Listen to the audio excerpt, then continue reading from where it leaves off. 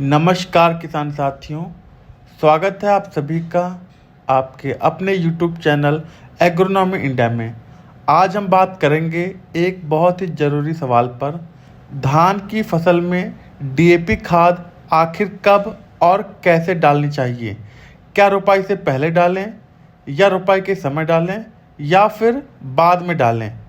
और सबसे ज़रूरी बात, कितनी मात्रा में हमें डालना चाहिए, खासकर हाइब्रिड और देसी दोनों वैरायटियों में। सिर्फ डीएपी ही नहीं, हम जानेंगे धान की पूरी खाद प्रबंधन योजना।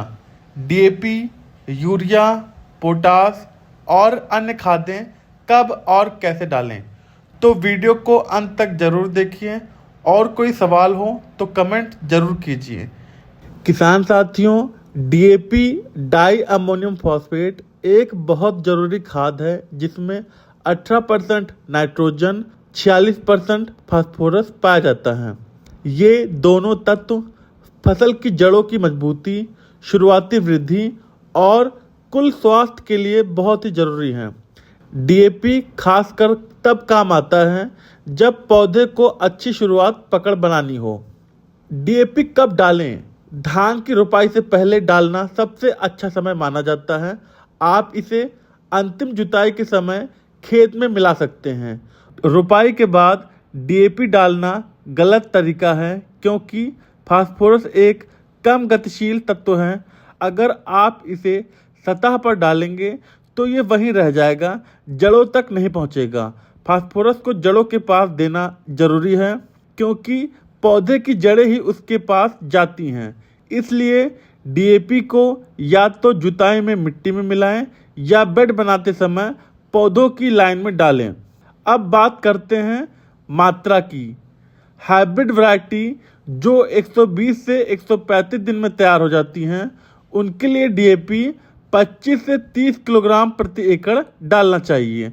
बाद में यूरिया और पोटास की मात्रा अलग से दी जाएगी।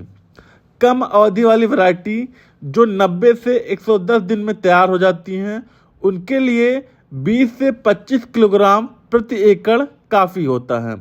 यह डीएपी आपको बेसल डोज में ही देना है, बाद में फास्फोरस नहीं देना चाहिए क्योंकि पौधा ज़्यादातर इसे शुरुआती समय में ही लेता है। डीएपी के प्रयोग से आपको बहुत ज़्यादा फायदे मिलते हैं, जैसे जड़ें मजबूत होती हैं, पौधे की शुरुआती ग्रोथ तेज होती है, पौधे हरापन और स्वस्थ दिखते हैं, पौधा तनाव को झेलने में सक्षम होता है, बाद में यूरिया की ज़रूरत कम पड़ती है और पैदावार में 10 से 15% तक बढ़ोतरी देखी गई है। अब बात करते हैं बाकी खादों की। डीएपी सिर्फ बेसल डोज हैं, लेकिन फसल के पूरे जीवन चक्र में और भी खादें चाहिए होती हैं, जैसे यूरिया 46% नाइट्रोजन के साथ पहली बार 25 दिन बाद टॉप ड्रेसिंग, दूसरी बार 55 दिन बाद मात्रा 40 से 45 किलो प्रति एकड़ 2 हिस्सों में बांटकर। पोटास की हम लोग बात करें तो 15 से 20 किलो प्रति एकड़ बेसल डोज के साथ ही डालें।